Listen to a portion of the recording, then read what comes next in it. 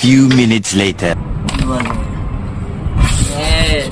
பயப்படாத, ஃபாலோ எல்லாம் போட மாட்டாங்க. சரியான மந்திரம் இருக்கு. இப்ப பாரு,